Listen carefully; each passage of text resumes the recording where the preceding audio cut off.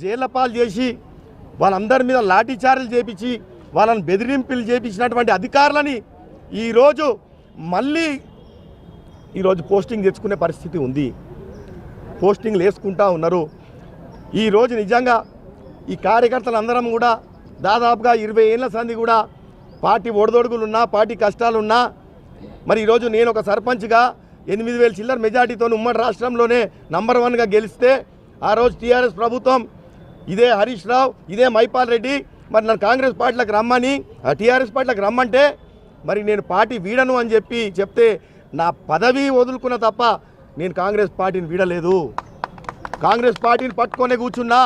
ఆడ జెండా మోయడానికి భయపడే రోజులల్లా మరి కేసులైనా సైతం లెక్క పెట్టకుండా మరి ఈరోజు నా సర్పంచ్ పదం త్యాగం చేసి జెండా మోచి జెండాని అక్కడ నిలబెట్టినటువంటి నన్ను ఈరోజు మరి ఆయన వచ్చిన తర్వాత ఈరోజు 1,00,000 ఓట్లు వచ్చినాయి మన కాంగ్రెస్ పార్టీకి. ఇంకొక 3,000-4,000 ఓట్లు వస్తే ఈరోజు కాంగ్రెస్ పార్టీ గెలిచేది. కానీ ఆ రోజు కూడా తప్పిదాం కూడా నిజంగా అధిష్టానమే ఆ రోజు నేను ఒక్కరినే ఉంటే మరి ఆ రోజు కొంచెం టికెట్లలో కొంచెం అన్యాయం చేస్తే మళ్ళీ నా కార్యకర్తలు రోడ్డుకి కొట్లాడితే మరి సమయం లేక ఈరోజు ఆ 3,500తో ఓడిపోయినాం తప్ప నిజంగా కాంగ్రెస్ పార్టీ ఈరోజు గెలిచే సీటు ఈరోజు నిజంగా అధిష్టానమే పొడగొట్టుకుందని చెప్పి ఈ సందర్భంగా నేను తెలియజేస్తా ఉన్నా. కానీ ఈరోజు అన్ని జరుగుతున్న అన్యాయాన్ని ఈరోజు మైపాల్ రెడ్డి మొన్నటిదాకా 10 ఏళ్ళ అన్న టీఆర్ఎస్లో అనుభవించాడు. ఆ రోజు అలా పెత్తనం చేసాడు. ఈరోజు నేను మా అధిష్టానాన్ని కూడా ఒకటే అడుగుతా ఉన్నా. ఈరోజు మైపాల్ రెడ్డి అంటాడు ఎవడు ఓ దొంగ. ఈరోజు మన సర్కారే వచ్చింది, మన గవర్నమెంటే వచ్చింది. మన గవర్నమెంట్ వచ్చినాక తీసుకుపోయి బొక్కల దోసింది మనం కాదా? తీసుకుపోయి మైనింగ్ కేసులో లోపలేసింది మనం కాదా? మన గవర్నమెంటే లోపలేస్తుంది. మన గవర్నమెంటే మళ్ళీ ఈరోజు కాంగ్రెస్ పార్టీలా ఆహ్వానిస్తున్నా అంటది. అంటే దొంగను మనం చేర్చుకుంటున్నామా?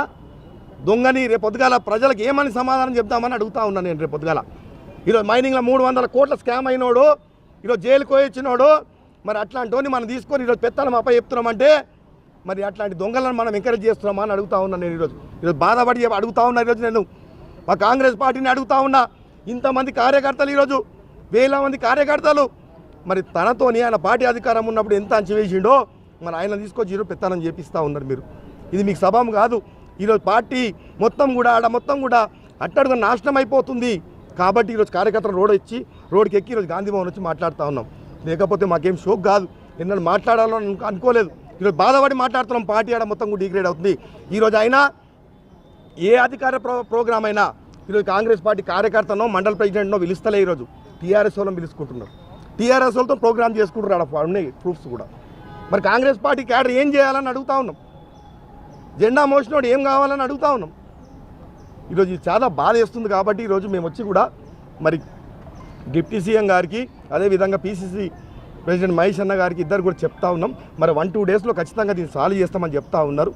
కాబట్టి నా ప్రశ్న ఒకటే, ఈయన సభ్యత్వం తీసుకున్నాడా కాంగ్రెస్ పార్టీలా? కాంగ్రెస్ పార్టీ కండ వేసుకున్నాడా? కాంగ్రెస్ పార్టీలకు వచ్చిండా? ఫస్ట్ దానికి సమాధానం చెప్పమానండి. నా ప్రశ్న ఏంటంటే దానికి ఫస్ట్ కాంగ్రెస్ పార్టీ మీటింగ్ పెట్టి నేను కాంగ్రెస్ పార్టీలో చేరినని చెప్పి సమాధానం చెప్పమానండి. పడంచర్లు చెప్తలేడు ఆయన. ఈరోజు కాంగ్రెస్ పార్టీ క్యాడర్ని విడిచే పరిస్థితి లేదు. కాంగ్రెస్ కండ వేసుకునే దమ్ము లేదు ఆయనకి. అలాంటి వాడిని పట్టుకొని ఈరోజు మనం వాళ్ళకి పెత్తనం అప్ప చెప్తా ఉన్నాం. ఈరోజు.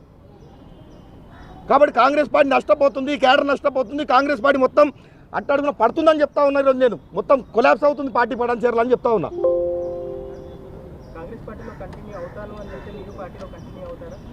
నేను ఒకటే చెప్తున్నా, ఫస్ట్ తనని కండవా వేసుకొని నేను కాంగ్రెస్ పార్టీలో జాయిన్ అయినా అని చెప్పమని ఆయన మొగోడు అయితే అంటున్నా. అది ఒప్పుకున్న తర్వాత మాట్లాడతా. ఆయన ఒప్పుకున్న తర్వాత మాట్లాడతా. ఫస్ట్ అయితే అది చెప్పాలి కదా. నేను కాంగ్రెస్ కండవా వేసుకున్నా, నేను కాంగ్రెస్ సభ్యత్వం తీసుకున్నా, టీఆర్ఎస్కి రాజీనామా చేసినా అని చెప్పాను. నిజంగా నువ్వు మళ్ళీ వచ్చినోను అయితే కాంగ్రెస్ మీటింగ్ పెట్టు, కార్యకర్తలు మీటింగ్ పెట్టు. ఈరోజు నిజంగా నువ్వు ఏదైనా అఫీషియల్ ప్రోగ్రామ్ చేయాలంటే బీఆర్ఎస్ వాళ్ళని ఎందుకు పిలుచుకొని చేసుకుంటున్నావు? వాళ్ళ మండల ప్రెసిడెంట్ పిలుచుకొని ఏం చేస్తున్నావు? వాళ్ళ మాజీ సర్పంచులు, వాళ్ళ మాజీ ఎంపీటీసీలతో ఏం సంబంధం నీకు? కాంగ్రెస్లో లేరా? కాంగ్రెస్లో మండల ప్రెసిడెంట్ లేరా? కాంగ్రెస్లో కార్యకర్తలు లేరా? మాజీ సర్పంచులు లేరా? వాళ్ళని ఎందుకు పిలుస్తలేవు అంటున్నా. నీ స్నేహం వాళ్ళతోనే.